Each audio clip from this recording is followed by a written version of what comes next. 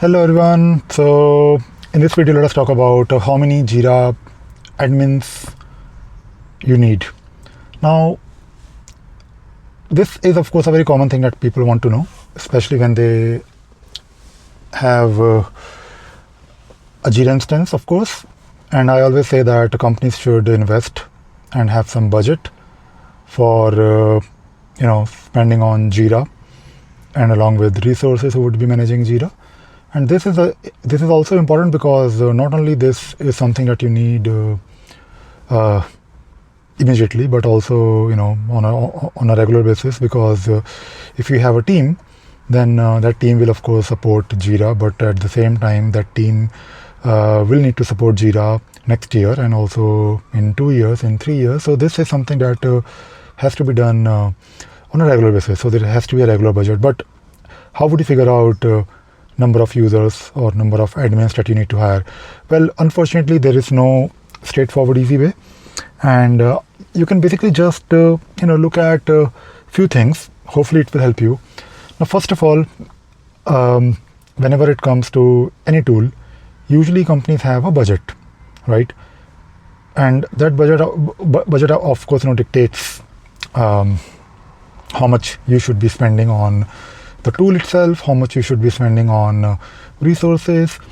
Unfortunately, with Jira Cloud, people don't really take Jira Cloud too seriously because they think they can do it, which in a way is of course a bad thing. But if, let us say, you have a budget, so that will give you some indication like how many people you can afford. Of course, there are few very clear things apart from budget, and that is number of users you will be supporting. So again, this is not always straightforward, because you may have like a 50 or 100 user Jira instance, but it doesn't really mean that your Jira is not being used, because even if you have 100 users, Jira can be heavily used. Maybe Jira needs to be heavily used, and that probably means that you need people who can support it. But number of users can definitely give you an indication. It is usually, if you have like more than, let us say, up to 1,000 users, right? Let's talk about these numbers. If you have 1,000 users, then potentially you can have 2 people in the beginning. Again, let us assume that we are not managing the infrastructure. Let us say Jira Cloud, right? So in the beginning, 2 Jira admins can probably support and manage a team or Jira users of, total Jira users, 1,000 users. And of course, those 1,000 users could be, again, you can see how they are using Jira, how many teams are using Jira.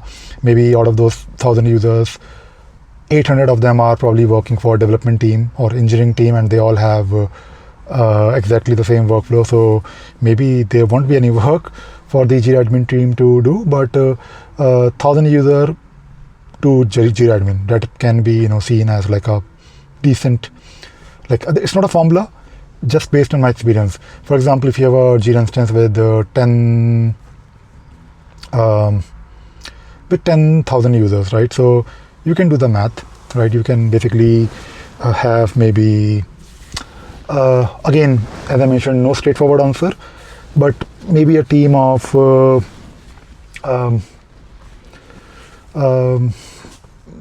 really do a simple math. If you're talking about 1,000 users is equal to 2, then you might think, okay, I multiply both the ends with 10. But no, you don't really need 20 people to support a Jira instance where you have 10,000 users. You probably just need maybe 5, right? Just trying to give you an idea. Now, the thing is that when it comes to Jira Data Center, and especially when it comes to the infrastructure, then of course things can get complicated, because usually in big companies where they have Jira Data Center, it's not just the Jira admin team who is involved. Jira admin team is of course involved in the application side of things, but you may have of course a team who is just taking care of your database, right? And there might be a team who is probably responsible for monitoring you. Of course, it might be just a big team doing all these things, but usually I've seen cases where Jira is big, huge, like thousands of users, then and of course a lot of usage, heavy usage in, let us say, 100,000 plus issues, or maybe millions of issues, to be honest. Then you will have someone or maybe a team who is just taking care of production and infrastructure, and you might be Jira admin, but you may not have the root access to the production environment. You might have access to a staging environment where you can deploy scripts, but or maybe you can do your upgrades, but you will write a run book for the production team to follow the run book, and they will do the production upgrade for you. So there may be, I mean, if you're talking about big companies, then things are totally different. But I'm trying to talk about those companies where maybe they are using Jira Cloud, and maybe they are up to 1,000 users. Usually Jira Cloud instances are not massively huge. It is usually, I mean, again, based on my experience, and I've seen cases where Jira instance is definitely in the range of 500-ish. And in that case, of course, one or two Jira admins can do the job. And those Jira admins may not be full-time. That is also, a thing. Maybe you have like some internal, as I mentioned, as I always say in my previous videos, people always, delegate this to project admins, and they think that, okay, these project admins can, or project managers can do some Jira certification, and they can do the job. That works, but I always say that have some dedicated like consultant, or maybe reach out to someone like us, like professionals, experts in managing Jira instance, and we can of course make sure that even though we might not be full time working for you, but we can always come once in a while. Maybe we can have like a regular weekly meeting with you and review your Jira instance and maybe give you directions. And this is something that we do a lot.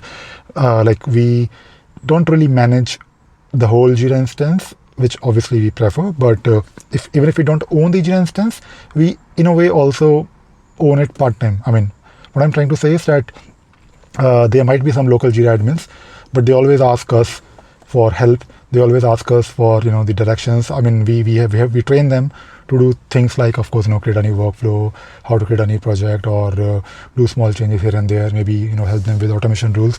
But whenever it comes to like the overall like how to achieve goals, how to solve problems using Jira, then the way we engage with them is, or the way we can engage with them is have like some X number of hours